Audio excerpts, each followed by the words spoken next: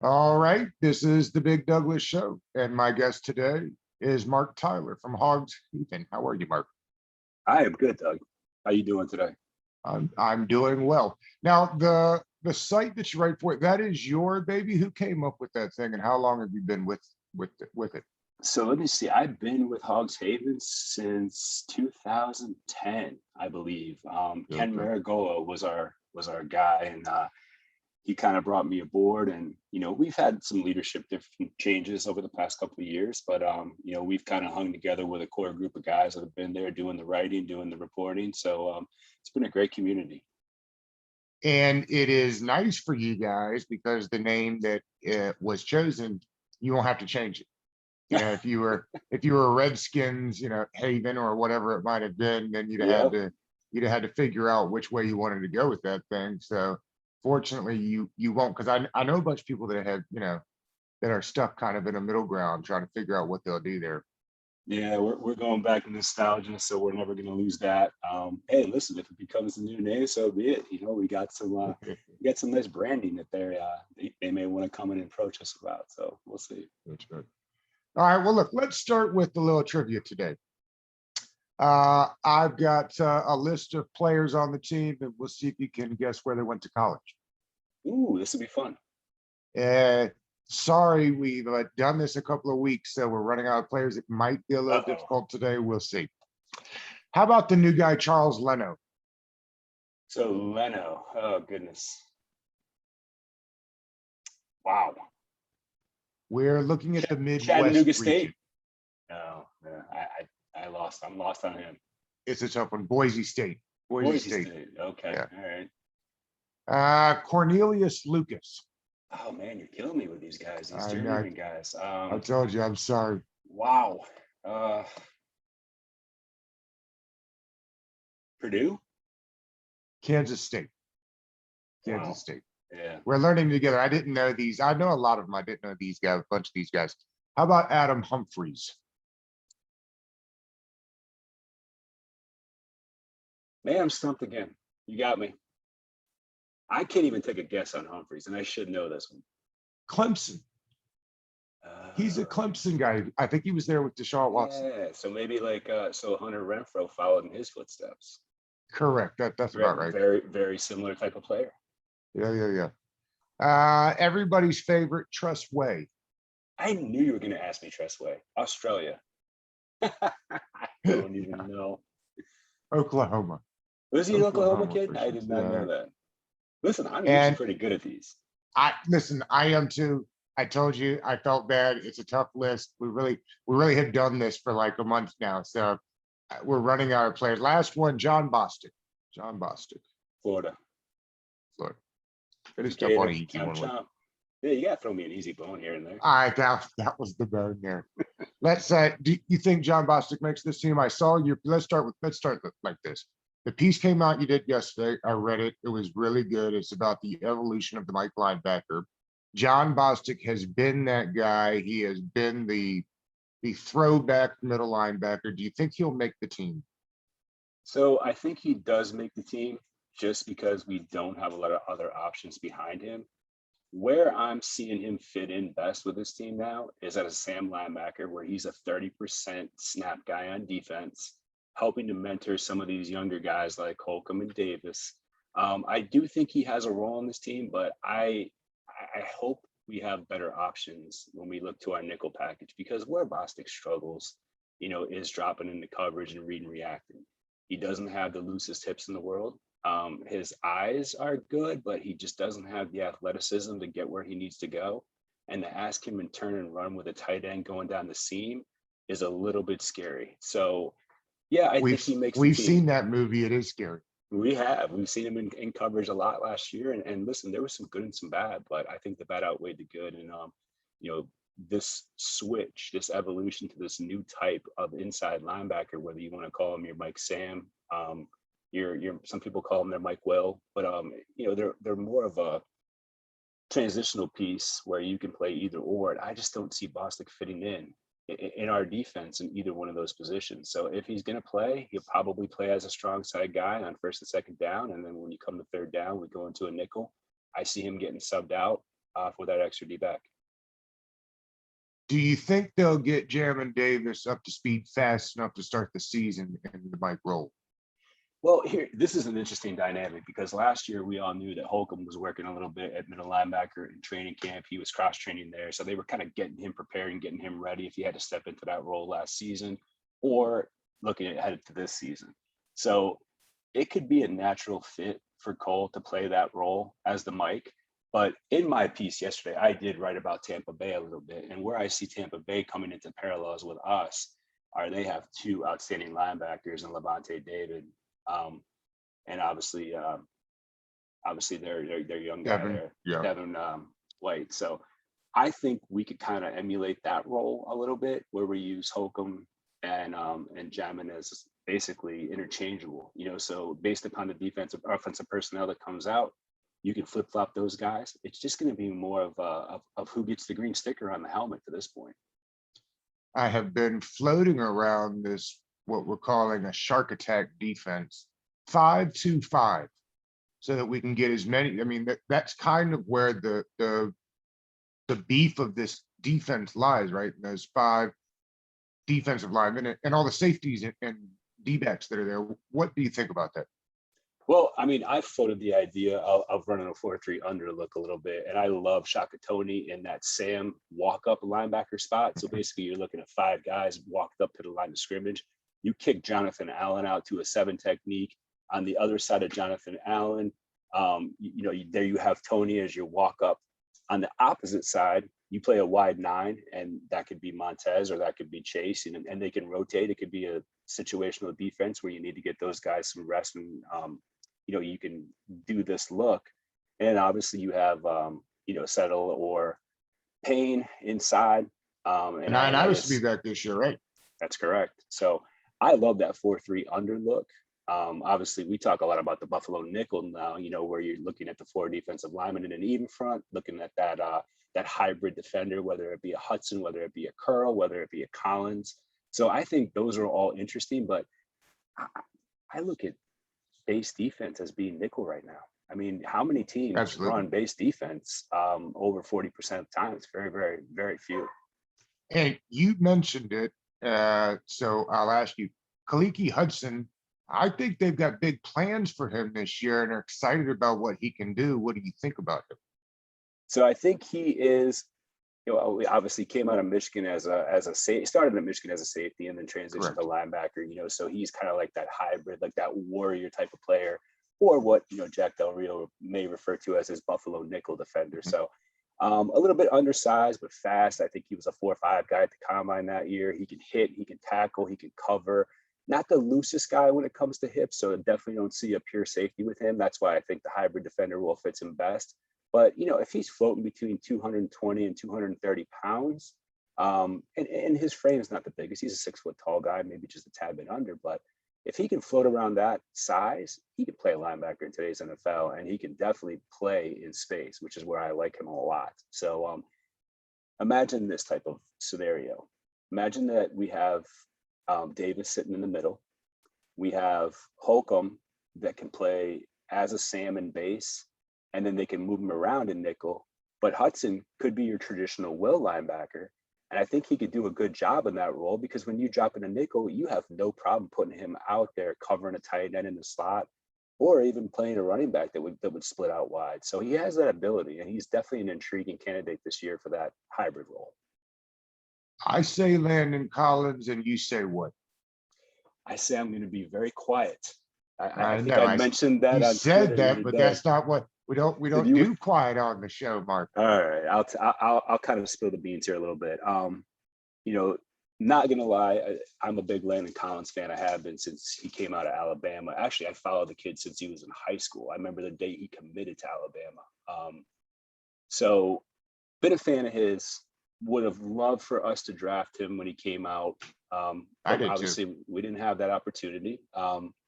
When I found out we were signing him, I was thrilled. I thought he was a very, very gifted safety who was definitely suited more on the strong side, but could still drop back as a single high if you needed him to. I think his first year here, he was learning that defense with a lot of moving parts behind him and next to him. And I think he struggled a little bit in coverage, but where you saw him excel was down inside the box. And I remember I did a lot of cut-ups of games where he'd be flashing the A-hole, he'd be flashing the C. He looked like, today's typical, undersized linebacker flying through, making plays in the backfield all the time. The Achilles injury obviously hurt him a little bit last year, but he wasn't playing the best before that happened. So he was missing some tackles. He was out of position on some plays, and some fans got down on him. I am not one of those fans that has been down on Landon, nor am I going to be going into the season. I expect big things if he comes back healthy. And that's kind of why I've said, I heard a lot of griping. I heard a lot of people saying that contract, we got to get out from it. We got to move on. I'm one of those people that thinks that given the right situation and the right coaching, he can really excel in this defense. I'm with you on that one. The Achilles will be odd, and we'll have to see where it goes because it's a devastating injury for a guy that isn't if there's a knock on him, he's not super fast for a safety, right? Not super slow though. I mean, don't forget, he's only 26 years old, I think 27. And when he was at his combine, he ran a 4.52, I believe. And he was 228 pounds at the time. So the problem with him is the short area change of direction skills. He doesn't have that stick your foot in the ground, flip the hips, open plant, and burst. But when he's back there reading a play that's in front of him, he can certainly excel on the ball. So that's what I see from Landon. I'm not as concerned about the speed. I'm more concerned about him being in the right place and being able to have good eye discipline back there playing safety. Tell us what Chase Young's 40 was at Ohio State, please. So I had heard from a friend of mine who coaches there. I've heard a number two. I'm curious what you heard. So I heard he was as low as 4.48 hand timed, and as high as a 4.52. So 4.5 to 4.52 is where I heard most of the guys clocked him at. So if you transition that to a combine time, I think he's a 4.65 guy at the combine all day long, which is phenomenal for a 6'5", 265-pound guy. It is, and I think even more important I would have loved to seen the 3-cone, right, or the shuttle to just see what that quick burst speed was, because that video that was out the other day, you could see the man's not supposed to move that fast. No, it was amazing. Space. So what did you hear from the combine time or from his hand time? I had heard that they had him a whole lot closer to 4.5. Yeah. That was coming from a friend of mine who is a son of a position coach. So I took that as pretty solid information. Yeah. But I was just curious what people thought, because listen, we didn't see him really open up and run that last year besides that fumble recovery he had. Everything when you're playing a defensive edge position, short area, you're kind of playing in the phone booth. Sometimes you have to track to your side of the field, but that fumble, but we all know that Montez Sweat was out there leading that. Montez Sweat was a good 3 yards ahead of him. He started a good 10 yards behind him. So we know how fast Sweat is. Sweat's a freako. He's got a chance to get more sacks than Young this year. Agree or disagree? I agree, because they're going to put people on Young's side. They're going to chip him. They're going to double team him. They're going to, they're going to roll the offensive line. They're going to slide protect to that side. So yeah, Montez does have an opportunity to really go out and get it. 9 sacks last year. He had 1 in the playoffs. So if you want to look at what would technically be 17 games we played last year, there's your 10 sacks, but he only had 9 in the regular season. So I think he can easily be a double-digit sack guy. He was one of my favorite guys coming out of Mississippi State. I just thought he was a freak of nature. And when we moved up in that draft to secure his rights, I was very happy. And I said, this kid's going to be a force in the league for a long time. So I was too, and you'd easily give up the draft pick that they gave up to get that extra year. That's the beauty of that first round when you bump up there to get Montez, is that you get that 5th-year option, because as we know, they got a whole lot of people on that D line that they're going to have to sign over time. I think there's a way. I have long thought there wasn't a way. I've talked to enough people over the last couple of months, makes me feel like there is a way to get all those guys signed. It will be interesting to see how they do it. I agree. Settle's the one guy that I have doubts on. I think we can get Allen signed. I think Allen gets signed sometime within the next couple months. I think we see an announcement pretty soon on that. Payne's going to be interesting.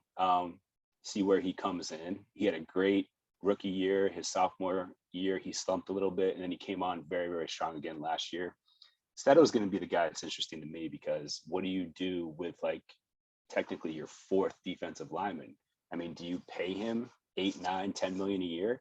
Can he go out in the free agent market, and can he get more? That's the thing. So he'll be the one guy I'm kind of looking at for the future to see if we can kind of keep that. And that's just a pure luxury to have that type of depth. It is, and they've drafted really well. I'm curious to see also what they do with Smith Williams this year. I'm really big on that guy, and I know they are. He's another one of these unique spark guys that tested through the roof. They played him a lot at D tackle last year, which I thought was interesting because I think he played mostly end at NC State. I believe you're I'm correct. expecting to get more work from him this year too. Yeah, he's going to be interesting in that mix. Toolhill, Casey's going to be interesting in that mix. What they do with Shakatoni is going to be interesting to see too. I mean, he's an undersized situational guy right now, but you throw him at Sam linebacker and just let He that reminds natural me a little ability. bit of Bruce Irvin. That's exactly the comp I had. I wrote an article about Yeah. that, and that was my comparison to him. And if you remember, when he was up in Seattle, Bruce Irvin made his name in that 4-3 under look, where he was coming off the edge as a hybrid Sam linebacker rushing the passer. So I definitely agree with you 100%. That's the comp I have for him. That's the type of player I see him being. And surprisingly, we did a spider chart of him. He's a better athlete than Irvin was coming out. Oh, they've got a type, you know what I mean? And they've Mhm. drafted specifically for it. Another type guy, and I've said this repeatedly, uh, I would not be stunned if sooner rather than later, St. Juice is starting opposite of Jackson, which allows them to get 29 back into his more natural position in the nickel. Yeah, I mean, I think that would make legitimate sense. The length, the speed, the change of direction skills that kid has, you just can't teach that. I mean, 6'3", 200 some pounds. The wingspan is ridiculous. The length is ridiculous. He can turn and run with receivers and hip trail. He can play zone. He can play, the ball in front of you.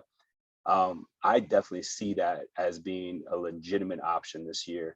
And with Fuller, you have so many different dynamics that he can compete. He can go in there and he can play your slot role. He can play as a free safety. He can play as a strong safety. Surprisingly, he's an excellent blitzer too. So it just gives you more versatility in what you can do with a player like Fuller when you have someone on the outside like St. Juice locking that down.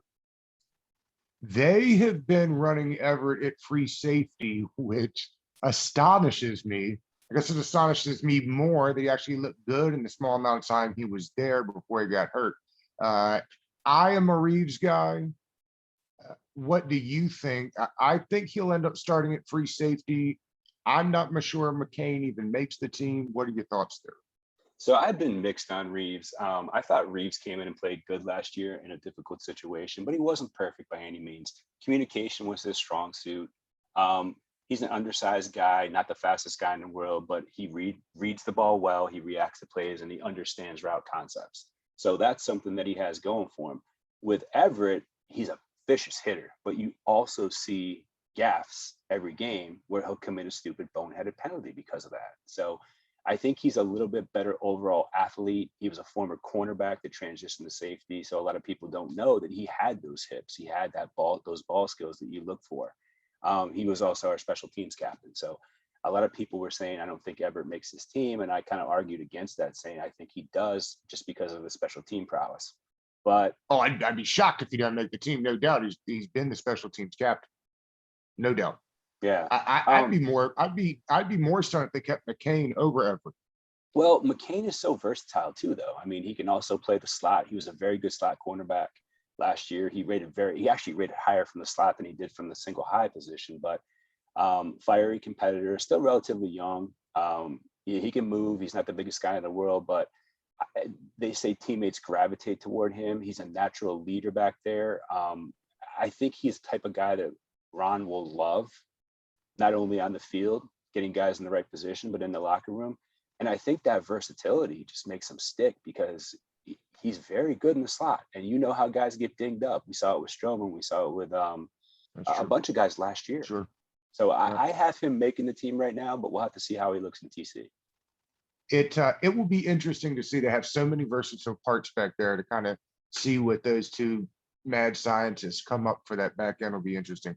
Let's switch to the offense for a little bit.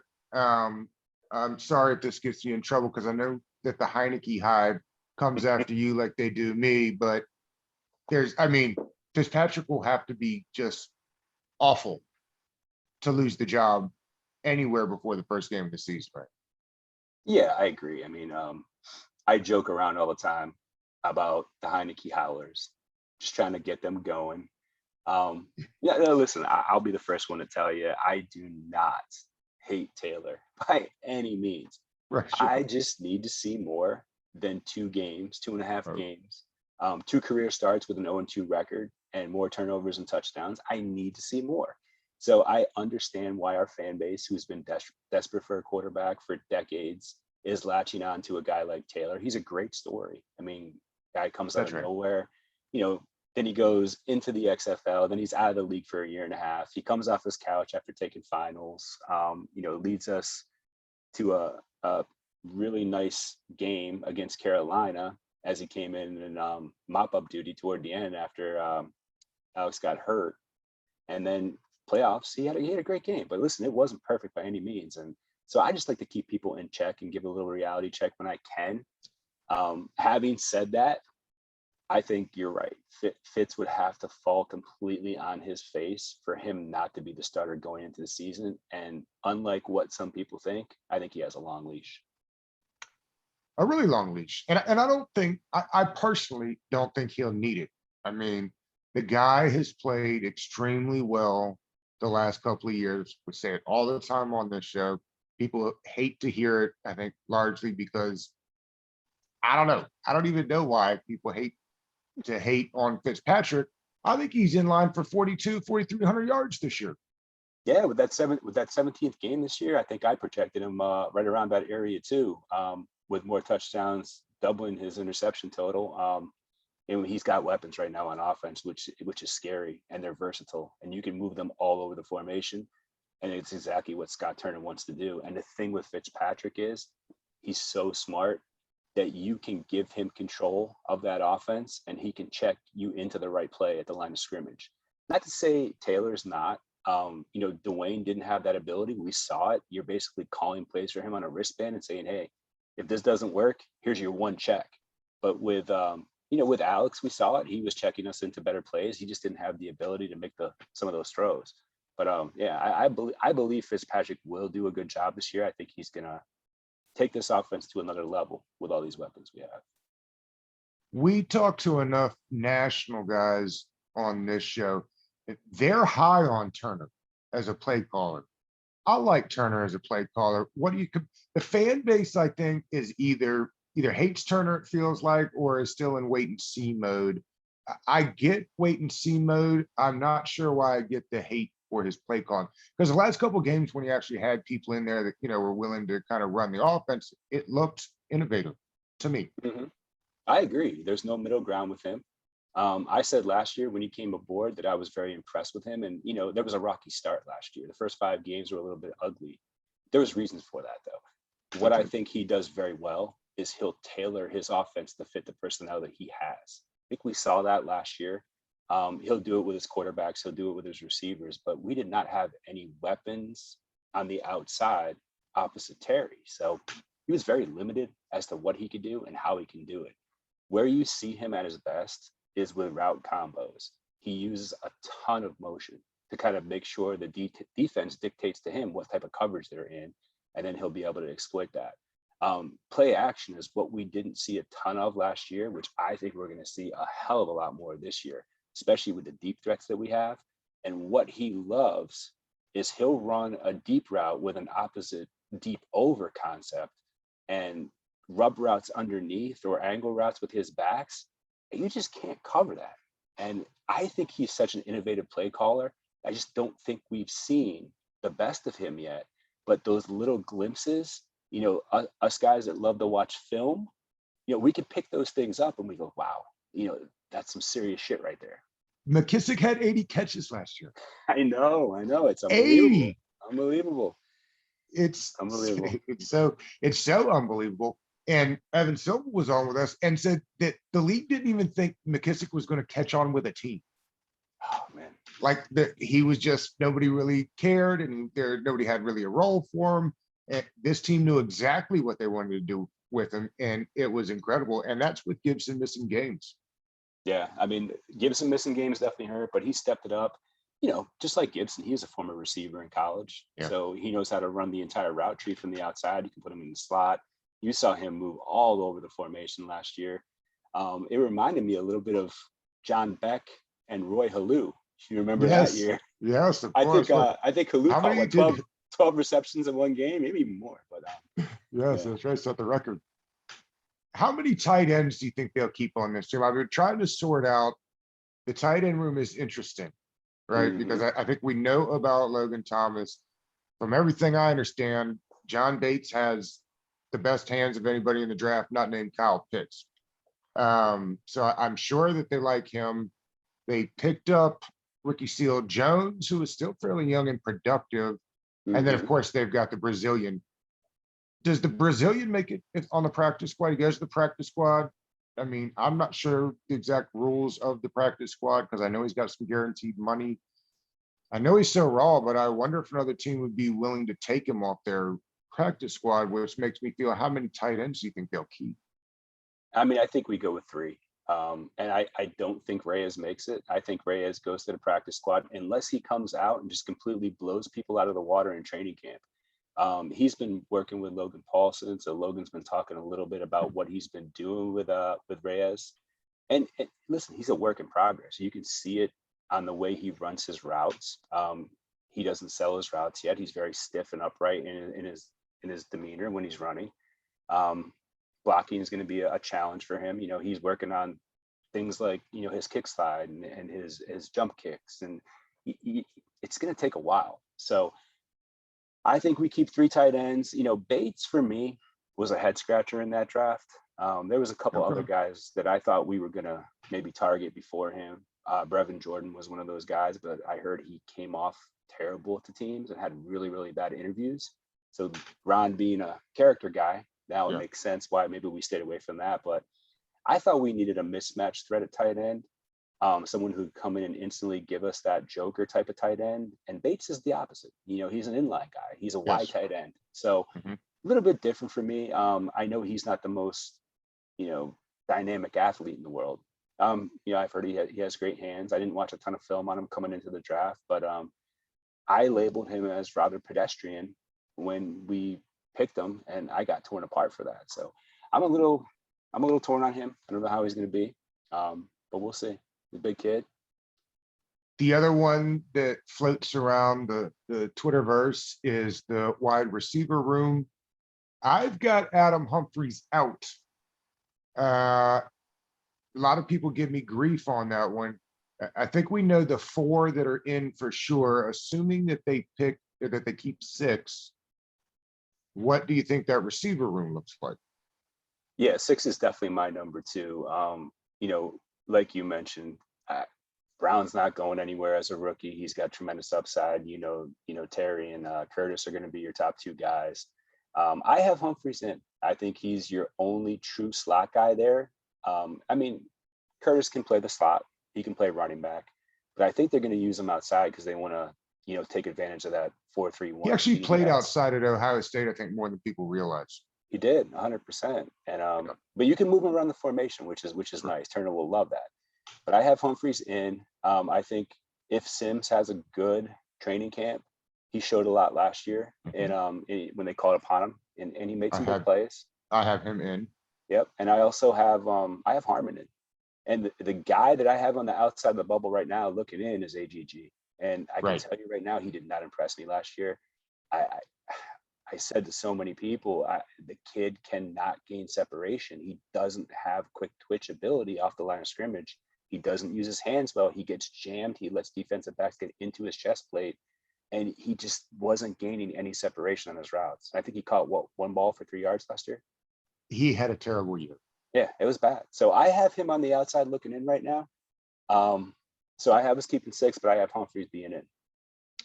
It's incredible. I think people don't realize just how hard getting those couple of inches of separation and what a difference it makes getting off the line, to your point. And it's why McLaurin has said that he spent all offseason, as good as he is, working on releases Mhm. from the line, because it's not just running fast. You know what I Right. mean? And I think people get that misunderstood. It's all Uh, about the stem. It's how you set guys up and how you stem your routes. And Terry does an excellent job at it. Curtis does an excellent job at it. But last year you saw a lot of guys that were raw. I mean, Cam wins with his height and his long stride. He can build yeah. up that speed. Harmon wins with his physicality, but he's pretty good in and out of the stem too. And a lot of people don't give him credit for that. He's got an amazing set of hands, but where Gandy Golden struggled was he just didn't break solid out of the top of that route. He wasn't giving those subtle head movements to get a defensive back slightly off kilter and being able to break the other way. It was just some of those little nuances of the game. Maybe he picked that up this offseason and maybe he comes into training camp and just wows us. But yeah, I'm kind of holding my breath on him right now. I'm not really projecting him to do a lot until I see something else. Leno, if we take Leno for his word on it, he said he came here because he was told that the left tackle job would be his. Let's assume that's true and he stays at left tackle. Do you think Cornelius Lucas starts off at right tackle and they wait on Cosme, or they're ready for Cosme right now? So this was my biggest off-season talking point before the draft coming up. I love the offensive line play. I watch it. I go back and watch every game multiple times to see how the offensive line performs. So coming into the draft, I had offensive tackle as one of our top needs. I had it right up there as the top need. So when we didn't go offensive tackle with our first pick, I said they're definitely going to go offensive tackle in the second round. That class was too deep. So my thinking is, if Cosme is at or even slightly below Lucas coming into the preseason and coming into the regular season, he will get the start, because Ron has said, I did not spend a high pick on an offensive tackle to let him sit. He's a super athlete, and we have a great guard playing next to him. And we also have someone that you can cover him up in with a guy like Bates or Thomas. So you can help protect him. You can slide protection his way. You can have a chip. But if he's anywhere near or a tad bit below, I think he starts over Lucas. I've said for a long time, Lucas is best as a swing tackle. When he was brought in here, I said he is the perfect swing tackle. Reminded me of Ty Inseki, almost identical body types, length. They're both waist benders. They both have heavy feet. That's why I don't think he can survive a full 17-game season and expect a high level of play from him. But as a swing tackle, I think he's awesome. So I think I know it's Cosme. they didn't expect that Cosme would be there. I think they thought he was going to end up going in the low first. Just like I don't think they thought they were getting Diami Brown in the third. I think they thought he was going to be gone by them. So I know they were really happy with those. I agree on Brown. There was a lot of draft nicks that said that he was going to be taken in the second round. So when he was there for the third, a lot of guys I follow said that may have been the steal of the draft prior to having a season. So obviously the games aren't played on paper, but his skill set was definitely what I thought second round. And I thought he was going to go high second round. Sheriff, if the number is, you think that, let's do it like this. He's not coming back after this year, right? And even if they were willing, where are you at $17 million for a guard? Because I'm assuming that's the number he's looking at, 15, 16, 17. Personally, I'd pay him $17 million a year right now, and I don't think twice about it, because in 2 more years, when that TV revenue kicks in, the salary cap jumps up by $25 million a year. And you know what's going to happen? You sign Sheriff tomorrow. Guess whose contract comes up behind his? Quentin Nelson. That's right. He's gonna probably tack 2 more million a year onto Sheriff's contract. So in 3 years, when Sheriff's 32, 33, you're gonna be looking at that contract and saying it's not that bad, especially when these TV revenue kicks in. Here's where I look at things. Sheriff's a damn good guard. He's been injured, but when he's healthy, he plays at a high level. He's the first team All-Pro we've had in I can't tell you how long. And I don't want to let a guy like that go. The kicker. Yeah, that's right. It was the Turk brothers. But yeah, which one got it? Was it Matt or was it Matt? Matt was the kicker? Yeah. All right. It's been a long time. But I don't let Sheriff walk. You know, listen, if his demands are $20 million, which I can't see them being that high, all right, I get it. This is your last year. See ya. Maybe we'll take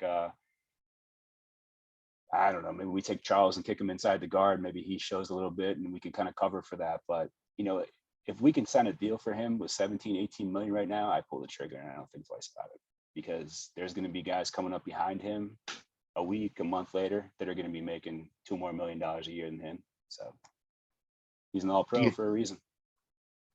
I tend to agree with you. I was off that train for a while, but God, it'd be nice to have a position just settled, right? Mhm. And to your point, next to the rookie tackle would be awful helpful, because you're right. I mean, the guys that are left are young and unproven either. I mean, I guess Charles, they've got it guard now. I always thought that they were going to give him a run at tackle, but it seems like that's not what they're looking at.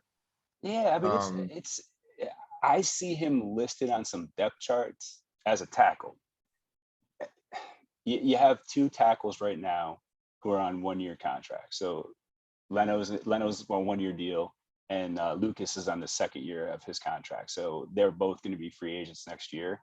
So it's a distinct possibility that we go into 2022 and have to find 2 new tackles. That's assuming that Kosmi does not take over the starting tackle from the get-go. So you got Kosmi at one side, and then maybe Charles can kick to the other side. Wherever you want to find those positions for those two, they could be your future there. So I don't know what their plans are with him long term. I know they liked him at guard. They thought he moved well in a phone booth. He was very powerful base, had strong hands, but he also moves very well for a big guy. You don't see that often. So maybe he could be our left tackle in the future. Maybe he's a right tackle. Who knows? Mark, let's wrap with this. What makes for a good season this year in your mind? Well, I mean, we have to win the NFC East. You know, how many times have we looked at a team coming back to back NFC East champions? It's been ages that I can remember that's happened. So I want to win the NFC East. You know, obviously coming out of there with a winning record would be great.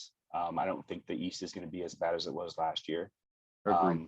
So we have the firepower this year to put up some significant points on offense to go along with that great defense on paper. So I expect us to be contending for the East. I expect us to have a winning record. A playoff victory would be absolutely amazing. You know, we haven't had one of those. We haven't seen one of those for ages as well. So that would be, for me, a successful season would be another NFC East championship, a playoff win, you know, and obviously a winning record. Mark, this was a whole lot of fun. Love talking ball. Tell the folks where they can find you and what you got coming up next. Yeah, so you know, check us out on Hogs Haven. You know, we're always welcome. We always love to have new people pop over and jump into our discussion boards and chit chat and just talk football with us. We have some great writers over there that put out some great pieces and kind of keep everyone up to date on stuff. So you know, I'm over there. Hit me up anytime on my email, on my Twitter, anything like that. So I love to talk football and just love to talk Washington football team. So Thank you, Mark. I appreciate you. Doug, thank you, bro. I appreciate it, and enjoy the rest of the weekend. You too, bud. Be good.